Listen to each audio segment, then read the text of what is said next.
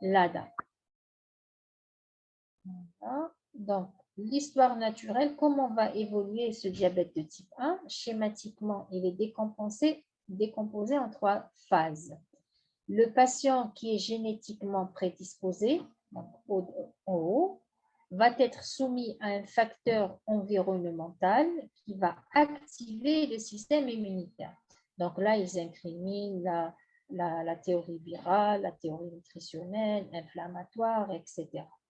Donc, ce facteur environnemental qui va activer le système immunitaire. À ce stade, le pancréas est intact, la tolérance glucidique est normale. Donc, il y a le phénomène là d'agressivité, mais le corps, l'organisme répond correctement jusqu'à maintenant. Après quelques années, la seconde phase, elle reste cliniquement silencieuse. Vous avez la masse insulaire va être progressivement détruite, mais elle est suffisante pour assurer la normoglycémie dans les conditions de vie normales. Cette phase dure 5 à 10 ans. Les anticorps peuvent être détectés à ce stade. D'accord? On va vous dire, les anticorps sont positifs, donc c'est un diabète type 1, on doit traiter rapidement.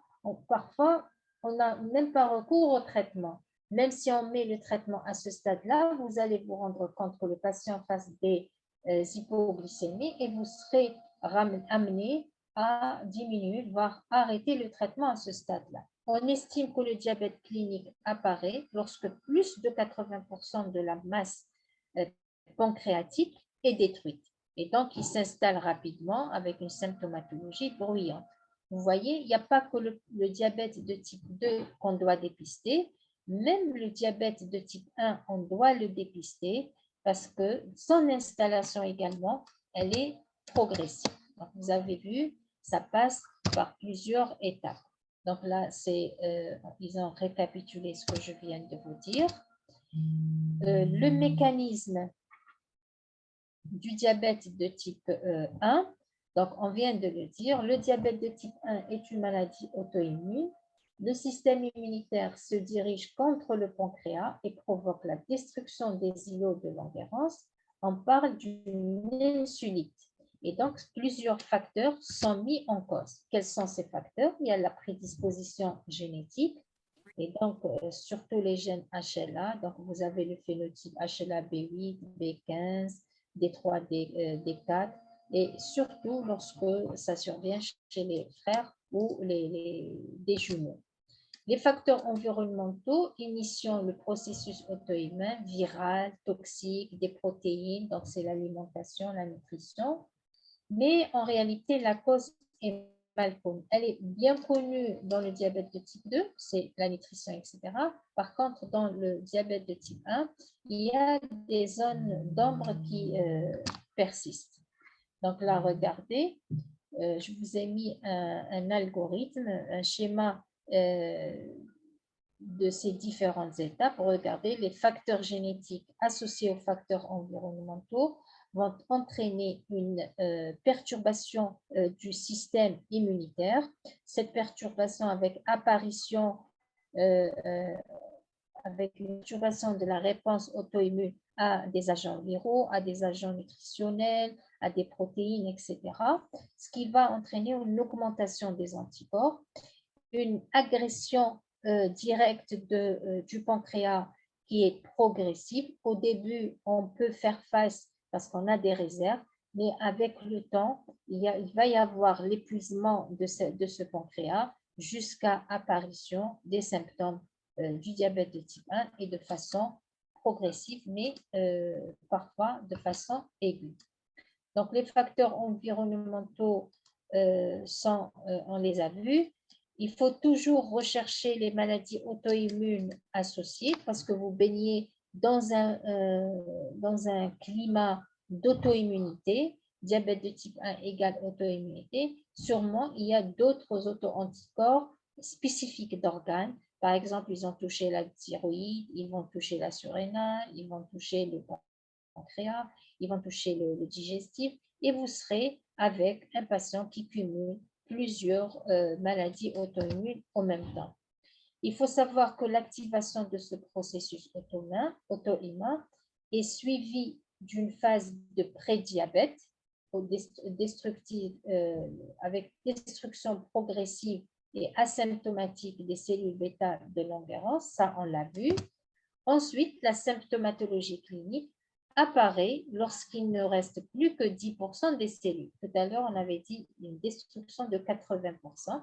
Donc, il n'y a que 10 à 20% de cellules qui restent fonctionnelles et donc l'insulinémie devient insuffisante et cette carence va entraîner l'apparition ou l'expression du diabète. Là, quelques schémas quand on a la cas pour expliquer un petit peu pour expliquer les symptômes retrouvés chez les patients.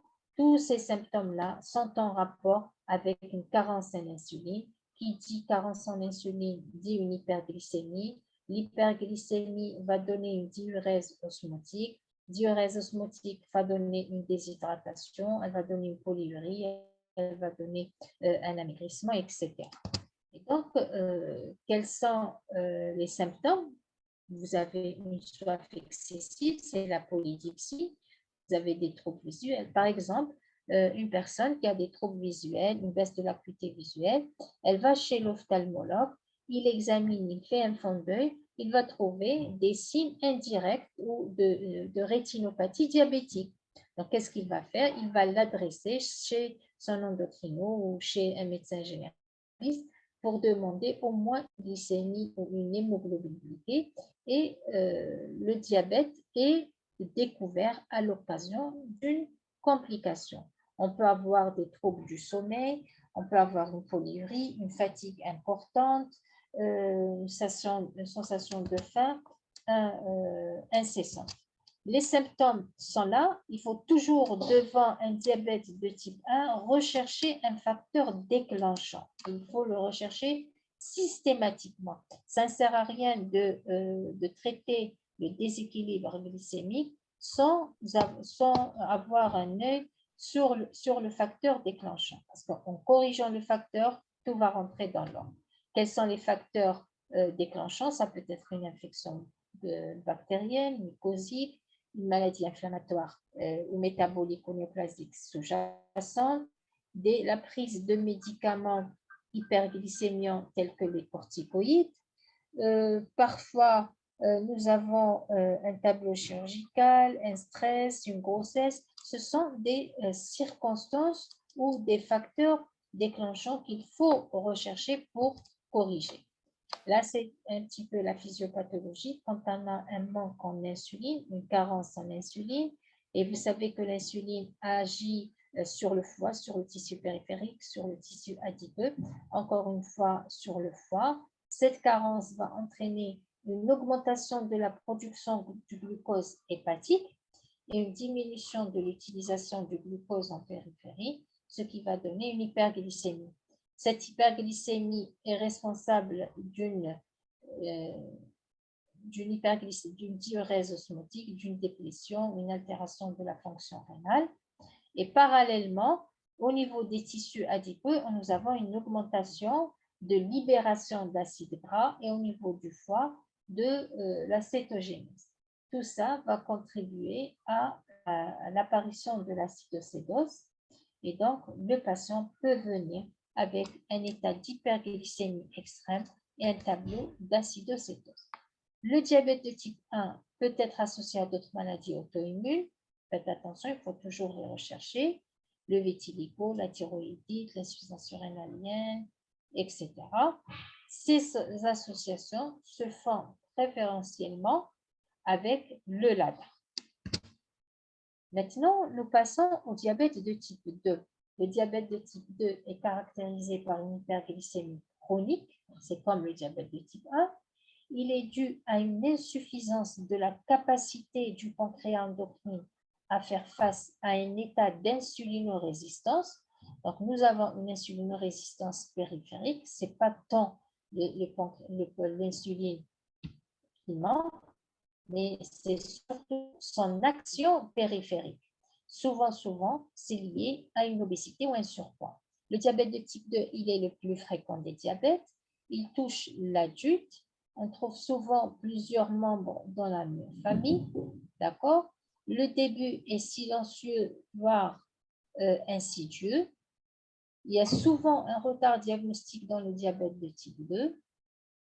Il se traduit par une hyperglycémie dégénérative fréquente du diabète. Donc, il est caractérisé, donc on avait dit que l'apparition, la survenue au-delà de 40 ans, vous trouverez des antécédents familiaux. Le début, il est insidieux. Souvent, on accuse un retard diagnostique. On le voit au moment des complications, etc. Donc, il s'agit d'une maladie hétérogène sur le plan pathogénique.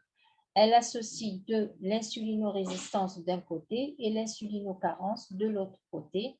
Donc, il y a les deux mécanismes. C'est pour ça le traitement fait appel au traitement de l'insulinorésistance et le traitement de l'insulinocarence.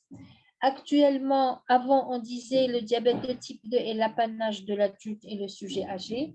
Mais depuis l'explosion de la pandémie de l'obésité, on voit de plus en plus de diabète chez l'enfant. Regardez, et les facteurs éthiopathogéniques, vous les reconnaissez, ils sont là. C'est la sédentarité, c'est l'obésité, c'est la malbouffe, c'est le manque d'activité chez l'enfant, chez les enfants, etc. Donc, ce sont les excès d'apport énergétique et en parallèle, la balance des dépenses, il y a un déséquilibre entre entrée et sortie, donc moindre dépenses en activité physique. Sur les facteurs éthiopathogéniques, donc on a le vieillissement de la population, c'est normal. Par exemple, avant, on n'entendait pas parler de certaines pathologies. Pourquoi? Parce que les patients décédaient avant que ces pathologies s'expriment chez eux. Et maintenant, avec l'augmentation de l'espérance de vie, les patients ou les sujets vivent plus longtemps et donc ils ont le temps de développer certaines pathologies. Vous savez que la définition actuelle du sujet âgé par l'OMS, c'est à partir de 75 ans. Il y a quelques années, on considérait un sujet à 65 ans comme sujet âgé, mais actuellement, c'est à partir de 65 ans. D'accord? Les autres facteurs, vous avez la sédentarité, le changement de mode de vie, l'urbanisation. Donc, on a changé du mode rural vers le mode urbain avec toutes ces conséquences, le tabac, le stress, etc. Tout ça, ce sont des facteurs de risque donc, de développer un diabète. Il faut les connaître pour introduire les facteurs de risque, d'accord? Et là, c'est l'histoire naturelle du diabète. Comment il va évoluer ce diabète de type 2? Il évolue sur plusieurs stades, plusieurs phases et jusqu'à un certain moment où on va avoir des complications, on va avoir le déséquilibre glycémique. Et vous le voyez très bien, la première étape, c'est l'insulinorésistance. Ensuite, on a un état d'hyperinsulinisme parce qu'il va essayer de compenser cette insulinorésistance. Il n'arrivera pas. On va avoir le maximum d'insuline, une diminution donc, de l'insulinorésistance. En parallèle, une diminution de la sécrétion en insuline. Et là, sur le plan glycémique, au début, c'est la glycémie postprandiale qui est perturbée, qui est augmentée, parce qu'à l'état normal, on a un peu de résidu en insuline qui peut faire face à la glycémie en dehors du postprandial. Par contre, dès qu'on mange, quand on prend un repas, l'insuline disponible qu'on a n'est pas suffisante pour faire face. Et donc, la première étape, c'est la glycémie postprandiale. Et justement, cette glycémie postprandiale, il a été retrouvé qui était en rapport avec des complications cardiovasculaires. Ensuite, nous avons un deuxième temps, après la glycémie postprandiale, nous avons la glycémie à jeun. et également l'augmentation de l'hémoglobine glyquée. Là encore, c'est les différents mécanismes physiopathologiques du diabète, les nouveaux concepts, c'est à partir de ces mécanismes physiopathologiques qu'on a mis à jour de nouvelles molécules, c'est les incrétines, les inhibiteurs du SGLT2, c'est une nouvelle classe thérapeutique. Regardez, il est complexe. Voilà. Donc, on a d'abord un déficit en cellules bêta-langerhansiennes, donc il va avoir une baisse de la sécrétion d'insuline, d'accord. On a une insulinorésistance périphérique, hépatique, lipidique et musculaire. Ensuite, on a un excès de lipolyse, augmentation de l'absorption intestinale du glucose et baisse de l'effet incrétine. Vous savez, l'effet incrétine, c'est quoi? C'est que lorsqu'on prend un bol alimentaire, un repas, il y a des enzymes et des hormones qui sont sécrétées par l'intestin, d'accord? D'ailleurs, on les appelle incrétines parce qu'elles sont sécrétées. Un, c'est l'intestin.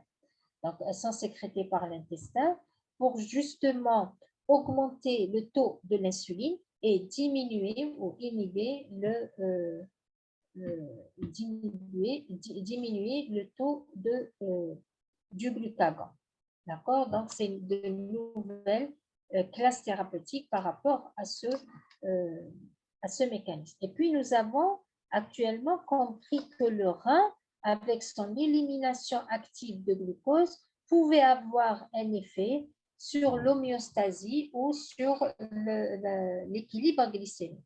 Et donc, il y a eu la découverte des nouvelles classes thérapeutiques, c'est les inhibiteurs du SGLT2, qui sont souvent utilisés beaucoup plus par les cardiologues et les néphrologues. Et donc, ces inhibiteurs du SGLT2 vont augmenter l'élimination du sel, l'élimination du sucre. Donc, ça sera chez les patients diabétiques à haut risque cardiovasculaire avec une atteinte cardiaque. Donc, voilà, sur le plan Docteur, physiologique. Oui, la fille. pouvez-vous répéter sur le glucagon? Le glucagon. Oui, j'ai pas compris. Alors, le glucagon, c'est par rapport à l'effet incrétine. Normalement, quand on va vous faire le cours sur le traitement, on va parler des nouvelles classes thérapeutiques. Les nouvelles classes thérapeutiques, c'est les incrétines. D'accord? Comment on a découvert? Quel est le principe de ces incrétines? Regardez, quand vous prenez un repas, d'accord? Vous prenez un repas, le bol alimentaire va passer au niveau de l'intestin. Dès qu'il arrive au niveau de l'intestin, il va y avoir la sécrétion d'enzymes et d'hormones. On les appelle les inhibiteurs, les enzymes, les DPP4 et les inhibiteurs de la DPP4 et les SGLP1. D'accord? Les agonistes du GLP1. Ces deux enzymes et hormones, qu'est-ce qu'elles vont faire? Elles vont augmenter le taux, d'accord? Elles vont augmenter le taux de l'insuline qui va diminuer la glycémie et elles vont freiner le glucagon parce que le glucagon, qu'est-ce qu'il fait? Il fait augmenter la glycémie. Donc, ces agonistes du GLP1, les GLP1 et les DPP4, ils augmentent le taux de l'insuline parce que c'est elle dont on a besoin. Ils vont diminuer le taux du glucagon. D'accord. Chez le patient diabétique, cette action des GLP1 et des DPP4, elle est perturbée. Elle est perturbée. Et donc, pour pallier à cette insuffisance, ils ont découvert de nouvelles classes thérapeutiques. La première classe, c'est des incrétines. La première classe thérapeutique, c'est les agonistes du GLP1. Donc, ils vont avoir l'effet comme le GLP1 physiologique, donc pour aider la sécrétion d'insuline et la diminution du glucagon. Et la deuxième classe, c'est des inhibiteurs de la DPP4 qui vont potentialiser l'effet des GLP1. C'est ça le principe. Est-ce que c'est clair, ma fille? Oui, c'est clair. Merci beaucoup.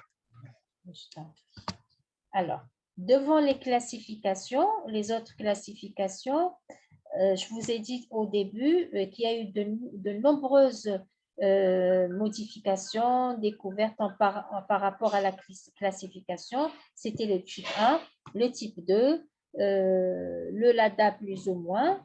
Mais actuellement, même dans le type 2, il y a des phénotypes, il y a des clusters, il y a des phénotypes. Pourquoi? Ces phénotypes, c'est un profil, un phénotype particulier. Vous allez le remarquer quand vous allez commencer à traiter vos patients diabétiques. Par exemple, vous avez 5 à 10 patients diabétiques de type 1, d'accord? Un patient, il va répondre au traitement oral. Le deuxième patient, il aura besoin plutôt à une insulinothérapie. Pourtant, c'est un diabète de type 2. Un troisième, il n'aura pas besoin de traitement du tout. Une règle gynédiététique va lui suffire, etc., etc. Un des patients diabétiques de type 2, il va développer rapidement les complications. Un autre, 10 ans, 20 ans de diabète, il n'a pas fait de complications. Un patient va évoluer rapidement vers l'insuffisance rénale. Un autre patient, il a tendance à faire des stéatoses hépatiques. Donc, vous voyez que même dans le diabète de type 2 lui-même, il est hétérogène. Et cette hétérogénéité, elle est liée au phénotype. Vous voyez ici un diabète auto-immun sévère. Donc là, le premier, c'est pour le type 1. Si on prend le type 2, c'est un diabète de type 2, mais il est insulinodépendant sévère. D'accord? Il va avoir besoin rapidement de l'insuline. Il va développer rapidement des complications. Vous avez le SIRD, c'est le diabète insulino-résistant sévère. Celui-là va avoir besoin de traitement de l'insulinorésistance beaucoup plus. Il est souvent obèse, il a de l'insulinorésistance, il fait une stéatose hépatique, etc. Nous avons le mode, c'est un diabète léger lié à l'obésité. Là, c'est un petit diabète. En réalité, il n'y a pas de petit diabète. Il y a une obésité, la survenue précoce. Il suffit de perdre du poids, des règles hygiéno-diététiques, etc. Et ça peut rentrer dans l'ordre. Et puis, nous avons le MARD, c'est le diabète léger du sujet âgé.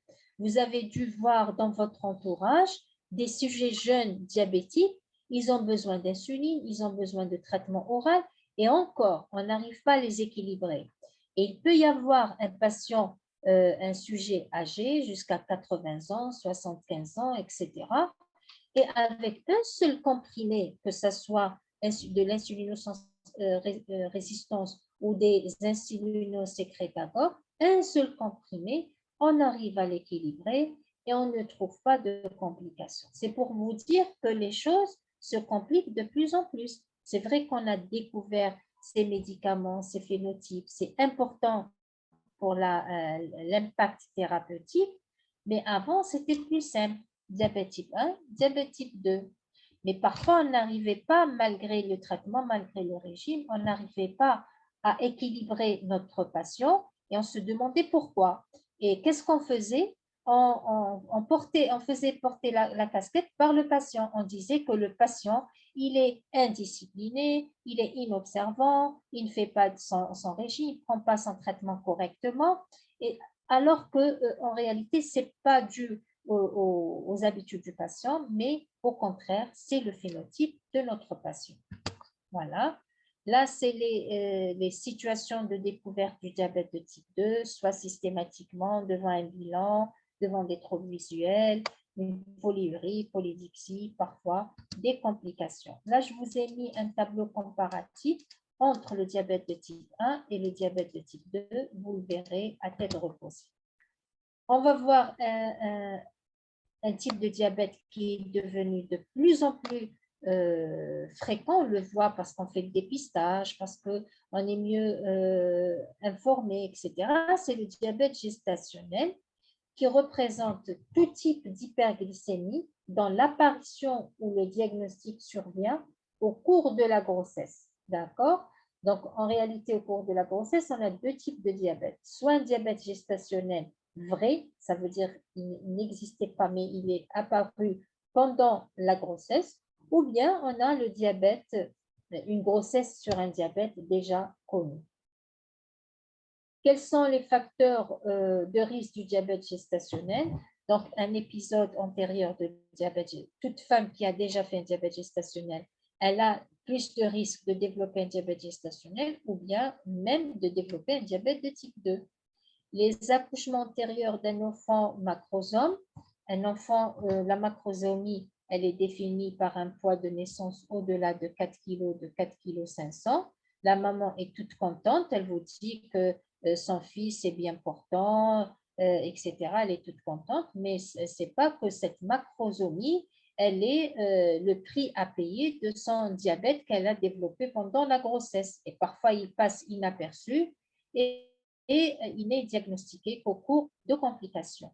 Quand on est un membre d'une population à haut risque, donc ça c'est sur le plan épidémiologique, toute femme au-delà de 30 ans, de 35 ans, une obésité, donc c'est un facteur de risque, un syndrome des ovaires polykystiques ou l'hirsutisme, donc vous savez les ovaires polykystiques, l'hirsutisme, l'acanthosis nigricans, c'est ce que vous voyez, la tache noirâtre ici au niveau du cou de cette jeune dame, c'est l'acanthosis nigricans, ils sont liés à l'insulinorésistance. C'est pour ça que la femme va développer un diabète gestationnel et même après un diabète de type 2. Maintenant, il faudra dépister le diabète gestationnel dans cette population-là. Certains disent qu'il faut le rechercher systématiquement chez toutes les femmes enceintes, mais d'autres disent non, il faut faire un dépistage ciblé avec devant les facteurs de risque. D'accord? Comment définir un diabète gestationnel? Il y a plusieurs définitions, mais celle qu'on utilise actuellement, la dernière, c'est après une hyperglycémie provoquée orale, donc après une charge glycémique de 75 grammes, vous avez une glycémie à jeun, c'est-à-dire à H0, donc supérieure ou égale à 0,92, ou bien un seul chiffre suffit pour poser le diagnostic de diabète gestationnel.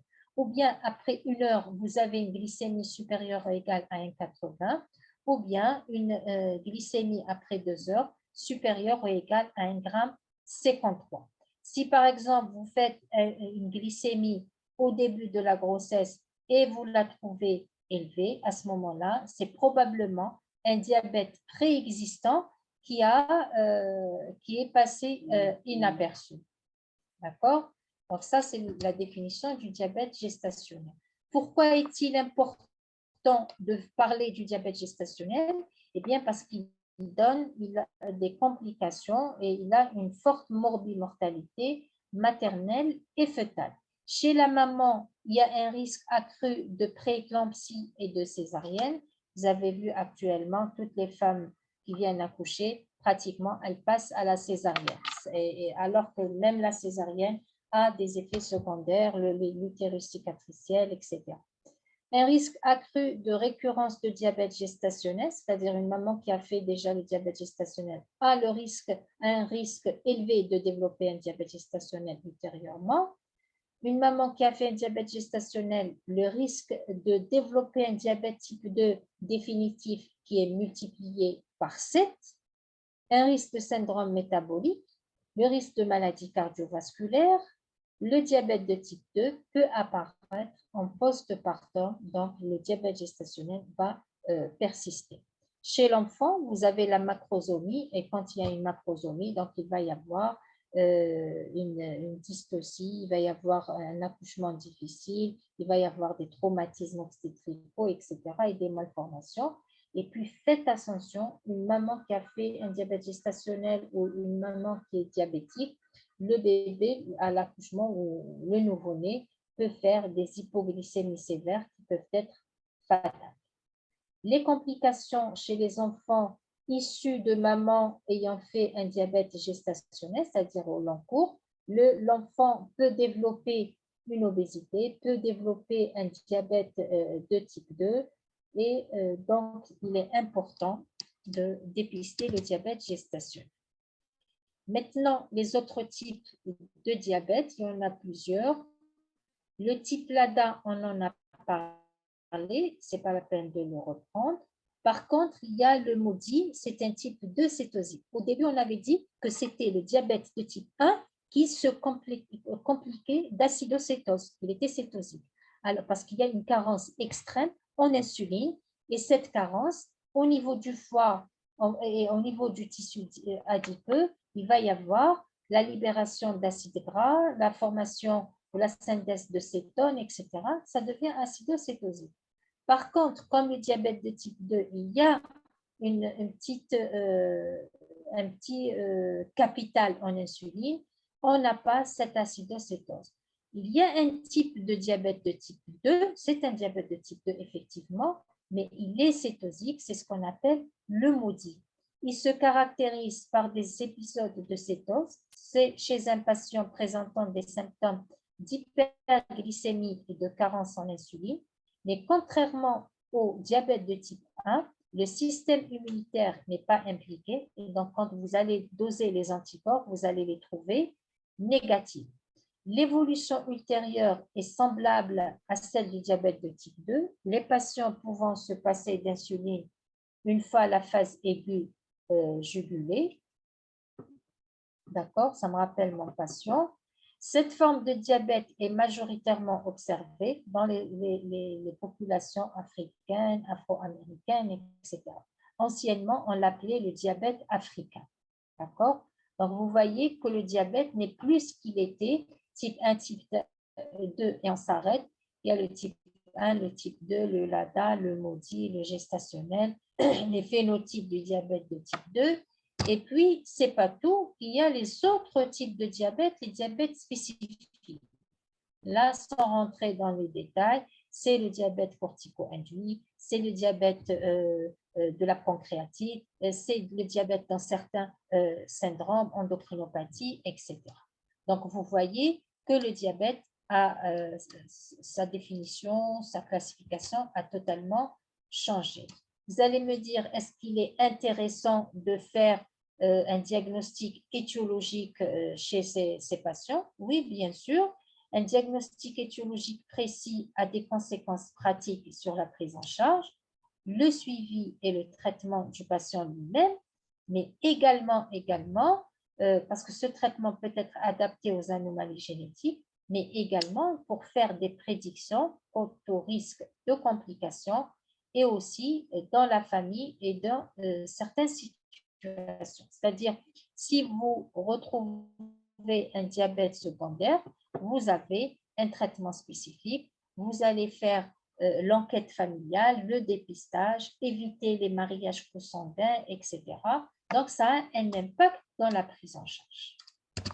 Comment dépister justement le diabète? Le diabète, il y a une population à risque, on l'avait vu, les sujets qui avaient des diabétiques dans la famille, les sujets obèses, les femmes qui ont présenté un diabète gestationnel, les sujets qui sont parfois asymptomatiques, les sujets qui sont suivis pour l'HIV, etc. Maintenant, même, on introduit le COVID-19. Les patients tout hypertendus, comme on prend sa tension, on doit doser ou faire une glycémie. Et contrairement, chez tout diabétique, on doit mesurer la pression artérielle parce que c'est deux facteurs de risque majeurs qui sont souvent associés et qui se potentialisent pour augmenter ou favoriser les complications cardiovasculaires chez nos patients. Voilà, les circonstances de découverte, donc elles peuvent être fortuites. Une femme, par exemple, qui vient pour des infections génitales à répétition et qui ne cède pas, faites quand même un dépistage du diabète. Au cours de la grossesse, systématiquement, demander une glycémie. Là, c'est les facteurs de risque, l'obésité, les facteurs environnementaux, l'hérédité, l'âge, les grossesses. Ce sont des circonstances et ce sont des facteurs favorisant le diabète et doivent nous faire faire un dépistage dans cette population à risque. Tout à l'heure, je vous ai dit que le patient diabétique décédé de son cœur et non pas de sa glycémie. Tout patient diabétique, d'accord, est un patient à haut risque cardiovasculaire jusqu'à preuve du contraire. Donc, quand on le prend en charge, on ne se focalise pas seulement sur la glycémie, mais on doit le prendre dans sa totalité. Il faut voir l'obésité, il faut voir la dyslipidémie, il faut voir les autres maladies auto-immunes, une dysthyroïdie, on doit voir l'atteinte cardiaque, oculaire, etc. Donc, la prise en charge doit être totale. C'est pour cela, quand vous avez un patient, par exemple, diabétique en consultation, c'est bien, vous avez posé le diagnostic, ou vous l'avez dépisté, vous avez recherché les complications dégénératives, micro, macro-angiopathiques. Vous avez typé votre diabète, vous avez classé votre diabète, c'est important pour la sanction thérapeutique. Et avant de commencer le traitement ou la prise en charge, il faut stratifier le risque cardiovasculaire chez votre patient. Là, ça, c'est une notion importante et récente. Avant de commencer le traitement, il faut avoir le statut cardiovasculaire de votre patient. Pourquoi? J'anticipe un petit peu sur le traitement, ça sera fait par notre prof, donc j'anticipe un peu parce qu'avant, quand on décidait de la prise en charge du patient, on voyait l'hémoglobine glyquée. On se dit, c'est un patient déséquilibré, il a une hémoglobine glyquée à 9, une hémoglobine glyquée à 10, une hémoglobine glyquée à 8, il faut commencer le traitement. Mais actuellement, en dehors de cette hémoglobine glyquée, il y a le statut cardiovasculaire. Pourquoi? Parce qu'actuellement, nous avons de nouvelles molécules. Je vous ai dit, les incrétines, les inhibiteurs du SGLT2, etc. Ces nouvelles molécules ont un impact sur le statut cardiovasculaire et rénal. Donc, un patient qui est à haut risque cardiovasculaire, il est à haut risque rénal, on va plutôt privilégier ces médicaments que les médicaments classiques, bien sûr, lorsqu'ils sont disponibles, remboursés, etc. Donc, dans votre prise en charge, vous posez le diagnostic, vous dépistez, vous posez le diagnostic, vous classez le patient, vous recherchez les complications dégénératives, ensuite vous stratifiez à la fin, vous stratifiez le risque cardiovasculaire de votre patient pour prendre finalement une décision thérapeutique. Et pour finir, la décision ou la prise en charge thérapeutique, elle est centrée sur le patient. Au tout début, je vous ai dit, elle doit être centrée sur le patient. Et pour qu'elle soit centrée sur le patient, vous devez prendre en considération plusieurs paramètres, plusieurs critères, comme vous le voyez ici, le niveau, le mode de vie, l'hygiène de vie, l'hygiène de vie, les comorbidités de notre patient. Est-ce qu'il fait une insuffisance cardiaque? Est-ce qu'il